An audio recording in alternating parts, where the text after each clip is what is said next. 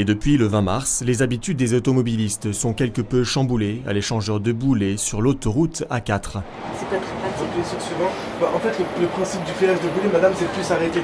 Après 15 mois de travaux, le péage sans barrière est entré en fonctionnement. À présent, les plaques d'immatriculation des véhicules sont détectées par le portique, muni de capteurs et de caméras. Les automobilistes ne sont plus obligés de s'arrêter, sauf peut-être lors du premier passage, pour comprendre le fonctionnement. J'étais un peu perturbée parce que je ne comprenais pas abonné sans pas abonné. Je ne m'étais pas du tout renseignée avant. Voilà. Mais ça va. Le monsieur m'a expliqué, c'est très bien. C'est pas mal finalement, ça permet d'aller plus rapidement quand on n'a pas le télépéage, de pouvoir payer ultérieurement ou de se prendre un abonnement. C'est pratique. C'est pratique et rapide. Bon, aujourd'hui peut-être pas, mais j'ai compris le principe maintenant. Voilà. La SANEF, gestionnaire de l'autoroute A4, a investi 6 millions d'euros pour développer le premier péage sans barrière de France. L'expérimentation est menée ici, à Boulay, sur un axe essentiellement domicile-travail. 6 000 véhicules passent quotidiennement par cet échangeur. On avait déjà un fort taux d'abonnés qui nous permet aussi de tester les modes, comment les utilisateurs s'approprient les moyens de paiement. Ça permet de voir et d'ajuster le modèle. Et puis notre objectif, c'est dans quelques années de pouvoir déployer du péage sans barrière, notamment sur notre axe normand entre Paris et Caen. Pour la SANEF, cette technologie entièrement française renforce la sécurité et améliore la fluidité du trafic. Elle protège aussi l'environnement. 6 000 véhicules qui ne s'arrêtent plus, c'est la consommation annuelle de 500 véhicules qui est économisée. Pour s'acquitter du péage, plusieurs solutions sont proposées aux automobilistes. Les usagers réguliers privilégieront le badge télépéage ou l'étiquette autocollante directement liée à la carte bancaire. Pour les automobilistes occasionnels, il est possible de payer sous 10 jours sur Internet ou aux bornes automatiques en renseignant sa plaque d'immatriculation.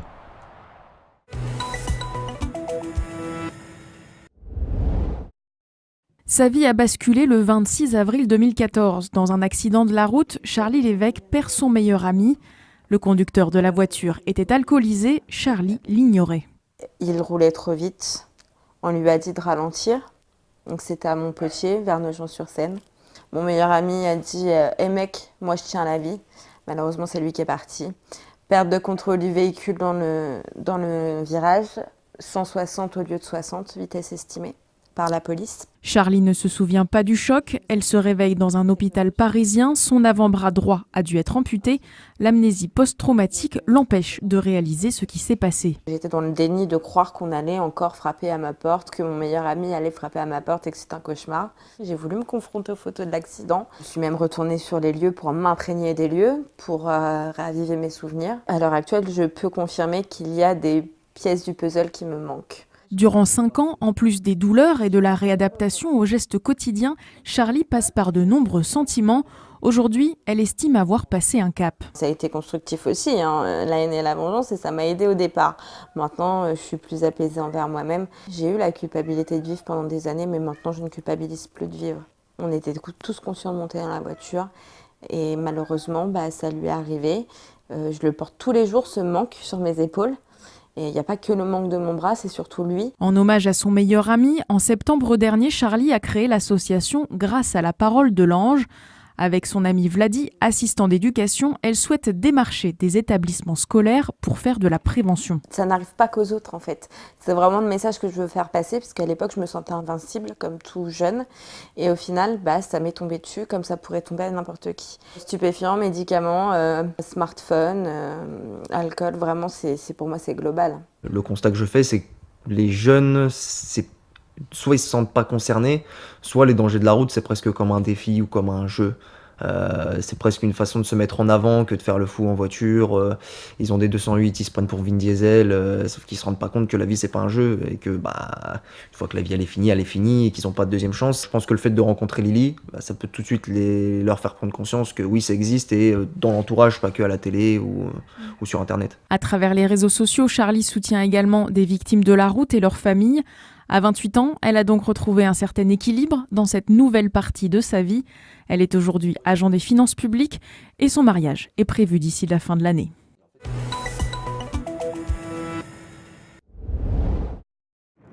Il faut ici faire preuve d'un peu d'imagination pour se figurer le paysage tel qu'il était il y a environ 5000 ans. Une maison en bois et en terre d'environ 125 mètres carrés, des familles, des animaux et des arbres. C'est dans le cadre des travaux d'archéologie préventive sur le chantier du contournement ouest de Strasbourg que plusieurs vestiges et traces de vie passée ont été mis au jour du côté d'Arnolsheim-sur-Bruche. Derrière moi, il y a une maison du néolithique qui a été construite en bois et en terre. Le bois a pourri et la terre s'est désintégrée, mais on retrouve les fondations de la maison qui apparaissent sous la forme de taches plus foncées dans le sol naturel qui est jaune. On va étudier ces traces et on va pouvoir reconstituer l'élévation de la maison, les murs, le toit. Et l'intérieur de la maison. On sait qu'il y avait différents espaces dans la maison, un espace d'activité où on cuisinait, où on dormait, un espace où les animaux pouvaient également être parqués et également des espaces de stockage où on stockait le grain par exemple ou les denrées alimentaires. Un peu plus loin sur le chemin, mais 1000 ans plus tard, c'est une nécropole du néolithique moyen qui est exhumée par les archéologues. Je suis en train de détourer délicatement le squelette en fait. Donc au début on voyait que la fosse qu'il y avait autour, c'était une tache sombre en fait dans le leus qui est jaune. Donc je me suis mis à creuser et on a trouvé d'abord les jambes ici.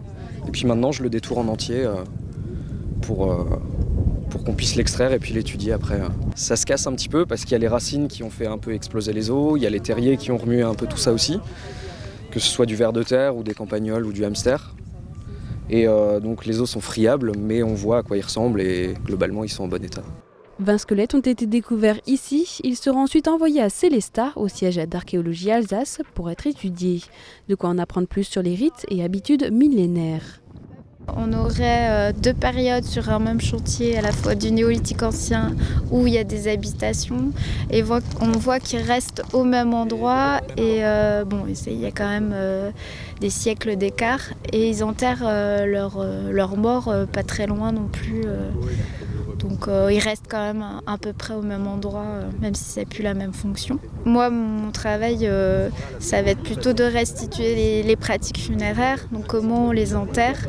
Donc voilà, si on les enterre directement dans une fosse, on les recouvre de terre, ou alors si on met par exemple une planche ou de la végétation pour fermer cette fosse, ou si on les met avec des vêtements. Ces fouilles archéologiques seront ouvertes au grand public ce samedi après-midi. L'accès se fera en navette depuis Bruch-Wickersheim et Ernolsheim. De quoi faire un bond dans le temps de quelques 7000 ans.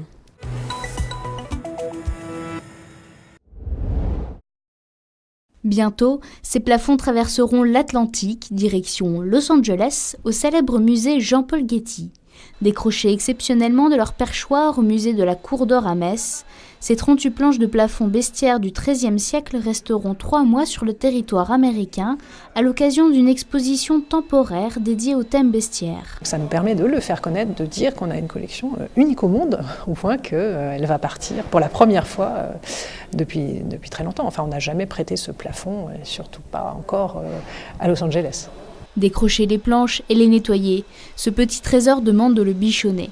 Sa rareté et son exceptionnelle conservation le rendent particulièrement attractif pour les étrangers. Ce plafond peint en bestiaire du XIIIe siècle est absolument unique et il intéresse beaucoup les Américains dans le cadre de cette exposition parce qu'il parle de l'univers artistique et culturel des gens du Moyen-Âge, en particulier des chanoines de Metz qui avaient au XIIIe siècle commandé ce décor peint pour leur demeure. Ce prêt se révèle prestigieux pour le musée messin qui confie pour la première fois aux États-Unis autant d'histoire locale.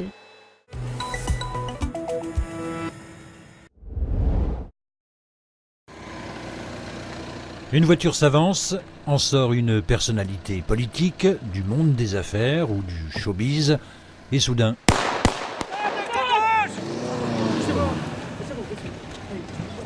Vous ne verrez pas leur visage, on ne vous donnera pas davantage leurs identités, ce sont d'anciens policiers, gendarmes ou militaires de carrière, mais pas que, et qui ont choisi de se reconvertir ou de se perfectionner dans la protection rapprochée et suivent durant cette semaine et en immersion totale un stage tant théorique que pratique au centre de formation Sécurité Diamant. Et après, donc pointe avant. Situé au cœur de la forêt vosgienne à Belleval, près de Senones, ce site unique dans le Grand Est, à peine une demi-douzaine en France, est une ancienne pisciculture de 4 hectares sur lesquels 2 instructeurs, anciens membres des unités spéciales de l'armée et de la gendarmerie, aguerris aux dispositifs d'État et missions privées, peuvent à loisir distiller leur savoir-faire.